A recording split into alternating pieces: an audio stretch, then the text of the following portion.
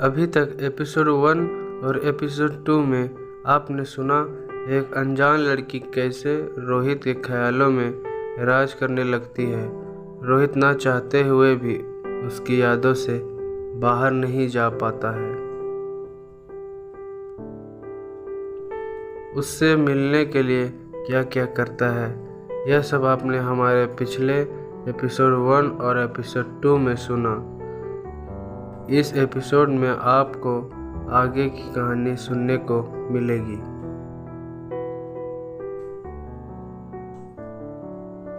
पहली मुलाकात में रोहित का एक्सीडेंट हो जाता है और दूसरी मुलाकात में वह लड़की रोहित को जोर से थप्पड़ मार देती है। मायूस रोहित अपने रूम पर जाता है और सोचता है अब मैं जीवन में कभी उसको अपना शक्ल नहीं दिखाऊंगा। वैसे तो रोहित बहुत तेज लड़का है, पर ना जाने क्या हुआ जो रोहित उससे बहस भी नहीं कर पाया। वह यह सोचकर हैरान था कि कोई ऐसे कैसे मार सकता है, मेरी गलती ही क्या थी। देखते देखते कुछ दिन निकल जाते हैं।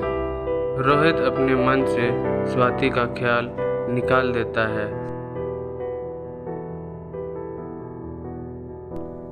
स्वाति का गुस्सा हाल ही में उसकी दोस्त जो उसके शहर में रहकर पढ़ाई कर रही थी, किसी लड़के के चक्कर में आकर आत्महत्या कर लेती है। स्वाति के दिमाग में वही बात दिन भर घूम रही थी। तभी न्यूज़ में कुछ ऐसी ही घटनाओं को पढ़कर स्वाति का पारा और बढ़ा रहता है। उसको लड़कों की जात से नफरत सी हो रही थी।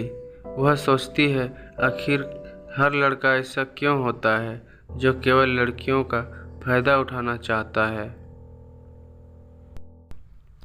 इसी ख्याल में स्वाति बस में चढ़ती है और धक्का लगाने पर रोहित को जोरदार थप्पड़ मार देती है। जब स्वाति का गुस्सा शांत होता है, वह अपनी करतूत पर बहुत शर्मिंदा होती है। वह सोचती है मैं एक बार मिलकर रोहित से माफ़ी मांग लूँगी। स्वाति की तलाश। स्वाति रोहित को ढूंढने की बहुत कोशिश करती है।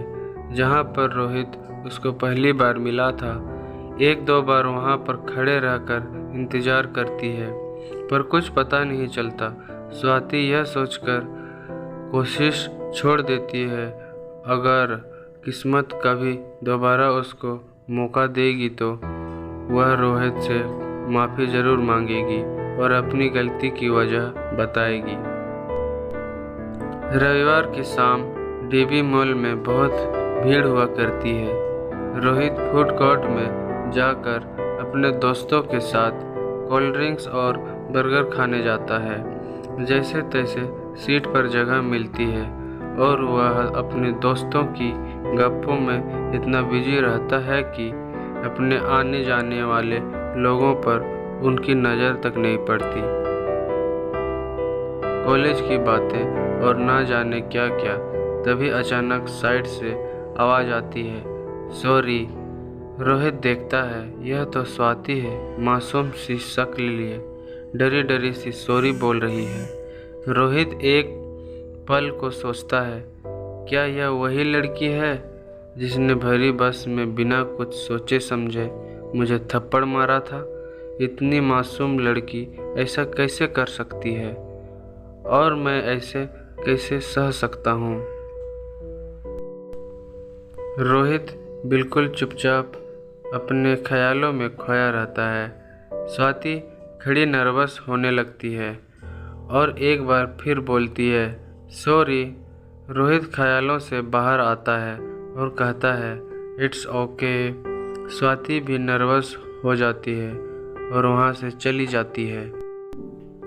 स्वाति भी ऐसी नहीं थी किसी लड़के के सामने नर्वस हो जाए। वह तो आज के मॉडर्न लड़के थे जो लड़कों से आंख मिलाकर बात करती है। स्वाति वापस जाकर अपने फ्रेंड्स के साथ बैठ जाती है। रोहित सोचने लगता है बस सॉरी, इतनी जोर से सबके सामने मारते हुए थप्पड़ पर बस सॉरी और कुछ नहीं। स्वाति सोचती है, क्या मैं बस सॉरी बोलने गई थी? मैं उसको समझा भी नहीं पाई कि मुझसे गलती क्यों हुई। आखिर मैं ऐसी तो नहीं हूँ। और इतना उसको ढूंढने के बाद, इतनी गलती होने के बाद मैं बस सॉरी बोलकर वापस आ गई। उसने भी मुझसे कुछ नहीं कहा, जबकि मेरी गलती थी। बस इट्स ओके कहकर मुझे जाने दिया। स्वाति सोचती है, लड़के में गुस्सा बहुत ज़्यादा है। उसको एक बार कुछ तो पूछना था, बैठने को तो कहना था, बात तो करनी थी। और बात भी नहीं करनी थी तो गुस्सा ही हो देता। पर शायद गलती भी तो मेरी है। मैं भी तो एक्सप्लेन कर सकती थी, मैं भी तो बात कर सकती थी। इन्हीं ख्यालों में खोई रहती है। इधर रोहित सोचता है, एक बार जाकर मैं बात करता हूँ, कहीं ऐसा तो नहीं मैं बात करूँगा तो वह मुझे फिर गलत समझेगी, जो बिना बात के थप्पड़ मार चुकी है। उसके सॉरी बोलने पर अगर मैं पास जाऊँगा तो क्या समझेगी? वह तो मुझे गिरा हुआ ही समझेगी ना। आखिर गलती उसने की है, उसे बात करनी चाहिए। और अगर मैं बात करता भी हूँ और उसने बात नहीं की तो फिर यह सोचकर रोहित अपने दोस्तों के साथ में फिर लग जाता है। किस्मत ने दोनों को फिर से मिलने का एक मौका और दिया था, पर दोनों ही इसमें नाकाम रहे। दोनों इस बात को अच्छे से जानते थे कि अगर अभी बात नहीं हुई तो ना जाने कब बात होगी। अब तक तो सिर्फ रोहित का मन था स्वाति से बात करने का, पर जिस तरह से रोहित ने उसको माफ़ किया और ज़्यादा कुछ भी नहीं कहा और उसके पीछे नहीं आया, अब स्वाति का भी मन होने लगा उसे बात करने का।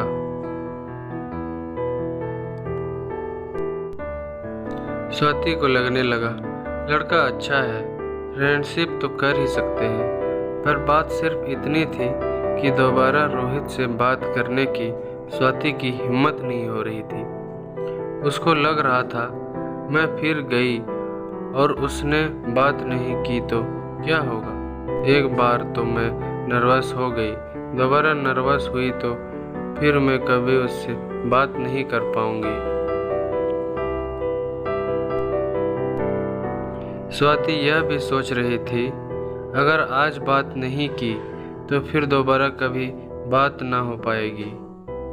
यह भी हो सकता है आखिर इतने दिनों बाद किस्मत से रोहित मिला है, तब जाकर मुझे सॉरी बोलने का मौका मिला है।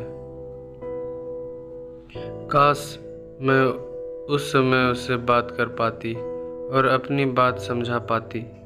स्वाति हिम्मत करके एक बार फिर बात करने का फैसला करती है। जब वह वापस जाती है तो देखती है रोहित और उसके दोस्त वहाँ से चले गए होते हैं। स्वाति को अफसोस होता है। फ्रेंडशिप। 1-1.5 घंटे बाद जब स्वाति पार्किंग में जाती है तो देखती है वहाँ पर रोहित अपने दोस्तों के साथ खड़ा हुआ है, कुछ बातें कर रहा है। स्वाति अब कुछ नहीं सोचती है और सीधा रोहित के पास पहुंच जाती है और कहती है, मुझे तुमसे कुछ बात करनी है, क्या तुम थोड़ा इधर आ सकते हो? रोहित स्वाति के साथ चल देता है। रोहित को भी बात करनी थी। धीरे धीरे दोनों एक दूसरे को अपनी बात समझाने लगते हैं। स्वाति रोहित से फिर माफ़ी मांगती है।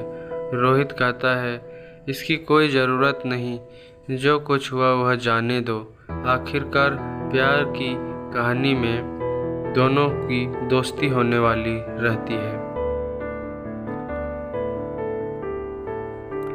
यह नहीं होता तो शायद मुझे एक दोस्त नहीं मिलती, स्वाति कहती है कौन दोस्त, और हंसने लगती है। रोहित भी हंसने लगता है। दोनों एक दूसरे का नंबर ले लेते हैं और फिर दोनों की बात होने लगती है। कहानी में आगे क्या हुआ यह आपको अगले एपिसोड में सुनने को मिलेगी। आगे की कहानी सुनने के लिए हमारे साथ जुड़े रहें। धन्यवाद।